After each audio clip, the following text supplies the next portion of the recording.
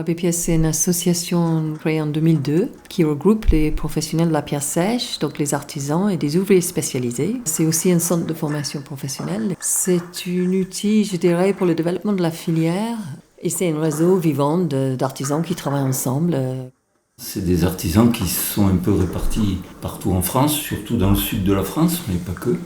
Et donc ils développent l'activité pierre sèche, chacun dans leur zone. Et il y a des représentants de ABPS dans chaque département où il y a suffisamment de monde pour développer cette activité, quoi. Avant, j'ai fait beaucoup de travail de saison, j'étais, on va dire, saisonnier, beaucoup dans le milieu agricole. J'ai fait plein de petits boulots à gauche à droite, un petit peu de maçonnerie, mais pas beaucoup. Plus vraiment sur le milieu agricole, on va dire. Et après, j'ai fait une formation en agriculture bio. J'ai fait pas mal de choses. À un moment donné, j'ai été informaticien. J'ai fait ça pendant 5 ans, ça m'a gavé de travailler dans les bureaux. Je retournais bosser un peu dans le bâtiment. J'en ai eu marre pour commencer à chaque fois faire le manœuvre, à devoir montrer mes compétences. Et du coup, j'ai fait une formation à l'AFPA de maçon du bâti ancien.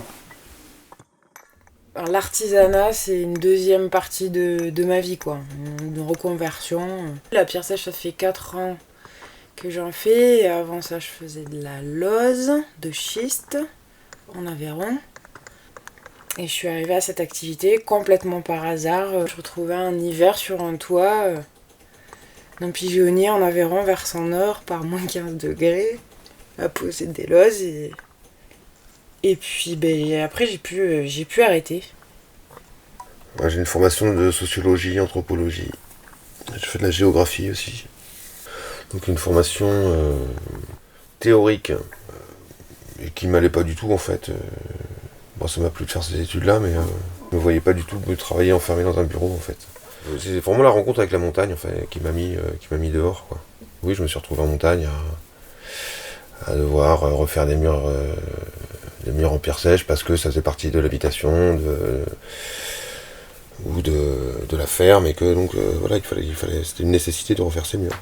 Donc j'ai passé le niveau 2, ensuite je me suis monté en entreprise pour pouvoir être membre à BPS et à partir de là je me suis professionnalisé, quoi. Et c'était il y a 6 ans. J'ai pu travailler enfermé, je peux un petit peu mais très vite ça devient dur. Et là, écoute, ça rassemble en fait des envies que je me connaissais pas avant de démarrer là-dedans, quoi. Moi, je suis arrivé là en 2007, ici, là. Enfin, dans les Cévennes, on va dire. Et du coup, j'étais dans une cabane dans les bois où il y avait déjà des murs de soutènement et compagnie. Du coup, je me suis dit, tiens, je vais essayer de remonter un mur, que j'ai fait à peu près n'importe comment. Ensuite, il y a eu cette association qui s'est développée pas mal à ces époques-là, et la formation professionnelle qui a commencé en 2009. J'ai toujours eu des attirances pour les métiers manuels ou plutôt d'extérieur, qui me semblaient cohérents par rapport à ce que j'avais envie de faire, mais pas plus par rapport à ce métier-là, quoi. Je savais même pas que ça existait réellement, quoi. Et c'est juste que je suis tombé là-dessus, et du coup j'ai fait la formation, ça m'a plu, et du coup je me suis dit je vais travailler là-dedans, quoi. À la pierre sèche, il y a vraiment une coupure, une perte du savoir-faire que les anciens là, de ABPS ont retrouvé, quoi. Ça vient d'une volonté de renouer avec des activités primordiales. Il y a quand même un gros travail de réflexion, on mouline beaucoup avec le cerveau quand on bâtit. Pouvoir travailler avec ses mains, avec sa tête, avec son corps, dans une ambiance qui est super agréable. On est tous à égalité quand on travaille ensemble et c'est un confort de travail qui est génial. C'est plus du travail, c'est du moment que j'ai eu rencontré la pierre sèche, j'ai plus eu jamais à travailler, quoi. À titre professionnel, je pense avoir fait que ça, ouais. Ça doit faire, je ne vais pas compter précisément, mais 27 ou 28 ans. Ouais. T'as de la pierre sur place, t'arrives au pire juste avec un marteau, un bout de ficelle, et tu crées un objet qui est là et qui résiste à la poussée d'un sol, et tu sais que ça marche, quoi. Que le sol il va être tenu et pour longtemps. Quand tu maîtrises la technique, et de plus en plus de gens la maîtrisent parce que c'est pas sorcier finalement, c'est que du bon sens. Et quand tu as compris ça, tu modèles le sol Et tu sais que tu participes à la culture et sans pollution, quoi. C'est assez magique finalement comme truc, quoi. T'empiles des pierres et tu peux cultiver un sol et au pire, tu pars demain ou tu meurs ou tu laisses le terrain à quelqu'un et t'as laissé aucune merde, quoi. Et le suivant, il pourra pas dire, putain, lui, il m'a laissé toutes ses ordures. Et puis au pire, même s'il veut changer, il peut. Une après l'autre, tu peux démonter les pierres, faire autre chose avec. Tu te laisses un truc énorme, mais en même temps, si tu laisses rien, quoi. Quand tu passes derrière un maçon qui a fait un mur plein de ciment, plein de mortier, on a des moyens aujourd'hui pour le virer, mais quel bordel, quoi. T'en feras rien, quoi. T'es obligé de le jeter dans un trou, le recouvrir. Au mieux, tu l'amènes à la déchetterie, mais ils feront pas mieux que toi, ils le mettront dans un trou aussi.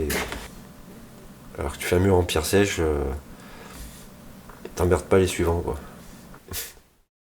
On crée quelque chose de vivant, sans nuire à qui que ce soit ou à quoi que ce soit. Et on est dehors. Il y a une densité, et ça, je crois que tous les bâtisseurs, ils ont ce plaisir à bouger. Ouais. Qu'on a perdu un peu aujourd'hui. Ouais. Et puis une gestion de ton corps pour pouvoir le faire. La nécessité de la solitude, la nécessité de l'autre, la nécessité de me dépenser, de créer, de produire. C'est quelque chose dans lequel je me rassemble. C'est un énorme travail qu'ont fait les anciens parce qu'ils ont non seulement ils ont fait les murs, mais ils ont rapporté la terre qu'il y a derrière. Donc le patrimoine, c'est pas que les murs, quoi, c'est le sol qu'il y a derrière et le potentiel vivrier que ça apporte, quoi. C'est du sol pour faire à manger, quoi. Et pour qu'il y ait de la végétation, et ça fout le camp, quoi. Aujourd'hui, avec les changements climatiques, la prise de conscience sur la nécessité d'encourager la biodiversité sur les territoires, le mur en pierre sèche redevient un peu l'autre de jour où les scientifiques commencent à aussi vouloir travailler dessus avec des thèses pour faire avancer la recherche parce qu'ils y croient. Ils y croyaient pas forcément au début parce qu'ils étaient complètement neutres. Et à force de faire des études, maintenant ils sont des défenseurs aussi des murs en pierre sèche. C'est à la fois un travail en équipe et un travail extrêmement personnel. Moi, ça me rappelle un peu le dessin par certains côtés, sur une concentration extrême qui permet d'être très ouvert, quoi, finalement, à tout ce qui nous entoure aussi, et de refaire des gestes que les hommes ont fait depuis des temps immémoriaux. C'est assez émouvant, finalement. Puis il y a une part créative, quand même, au départ. Quand je suis arrivée dans l'équipe, je voyais un mur homogène et maintenant je peux dire là c'est Seb qui a bâti, là c'est Rémi, là c'est Thomas, là c'est machin. Donc on a chacun nos styles aussi, nos façons de bâtir. Et le côté anonyme aussi me plaît bien, et collectif. Le fait que ce soit pas un truc signé en ayant fait des études d'art avant, j'aimais pas du tout ce côté-là finalement. D'individualiste et de se mettre en avant. Là il y a une humilité aussi.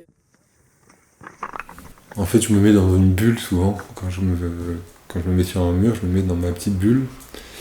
Et mon cerveau, il est en mode Tetris, on va dire, tout le temps. Donc je suis tout le temps en train de penser à la pierre que je vais mettre après, tout ça. Et le fait de se focaliser sur ce qu'on est en train de faire donne une espèce de contentement, je ne veux pas dire le terme exact, mais en fait, c'est juste un plaisir de faire avancer un mur, de trouver la pierre qui va au bon endroit, de se dire tiens, j'ai réussi à tailler ça, ça va super bien aller là, d'agencer les pierres, de faire un plaisir de faire un truc qu'on sait qu'il va durer très très très très longtemps. C'est hyper satisfaisant de se dire que tu fais quelque chose qui va durer peut-être 1000 ans, quoi. Voilà. C'est un peu ce que je ressens. Quand il y a le mojo du caillou, c'est du bien-être en fait. Et puis on soigne maintenant sur notre travail et on fait quand même des choses qu'on nous trouve jolies dans les assemblages, dans les mariages des pierres. Et ben ouais, c'est une sacrée satisfaction perso et commune que de pouvoir, même en une journée, voir le résultat de notre boulot. Et c'est chouette, c'est beau, ça va rester, ce sera là longtemps. Et il y a tout ce truc aussi,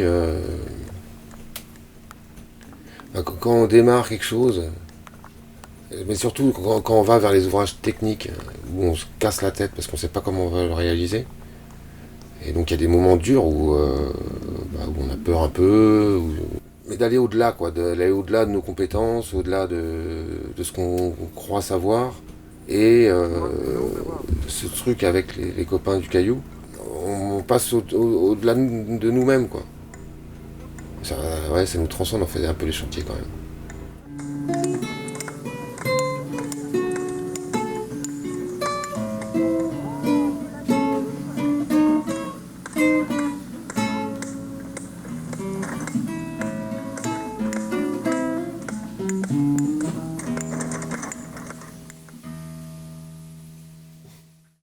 Spontanément, si vous deviez résumer la pierre sèche en un mot.